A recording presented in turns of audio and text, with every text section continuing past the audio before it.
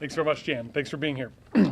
Again, with the Farm Bureau, our board of directors went through a process and carefully studied the Fair Map Amendment and a lot of issues circulating around redistricting and the best approach. And our board voted overwhelmingly that this is something we should join and put an effort behind. There's no shortage of issues of importance out there, but this one, when you're looking at literally decades of political balance and political change, political reform in the state of Illinois, we think that this is extraordinarily important and a very, very compelling issue for the legislators as well as the general public to engage on.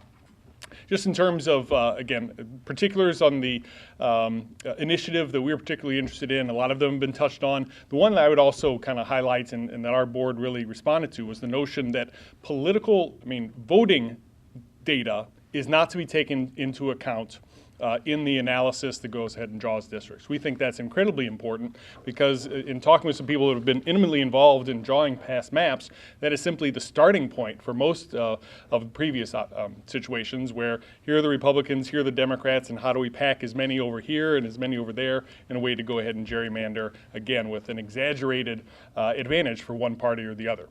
We think that that is a very, very important aspect and one of the real clinchers for us for why we would go ahead and support the amendment.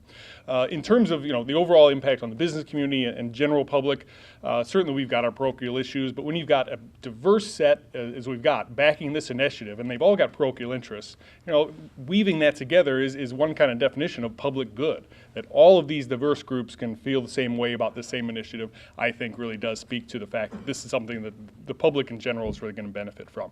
The one telling aspect, and it's in your packets here, that also had a huge impact on our membership and gets people shaking their heads is what has happened in the competition, the public debate in contested elections around the state. Under this map, when you look at the fact that of contested incumbents have won 536 elections and 11 losses under this map, that is really compelling data. When you are if you're a small business person that perhaps has grown their business and deciding, what am I going to do next? Is public service something I could do for a few years and go in, lend my expertise, and then come back to my business and my family? When you look at that, at 536 and 11, who's going to want to take on that kind of structure, that kind of political process in which people who do step up and try and challenge and try and add their voice to the debate are simply chewed up and spit out? So that's a really compelling thing, and we'd ask you to go ahead and take a look at that. This new map initiative, we think, will go a long way to really allowing more people to feel involved, feel connected, feel like they've got a chance in the political process, and that's going to be good for everybody. So thank you very much.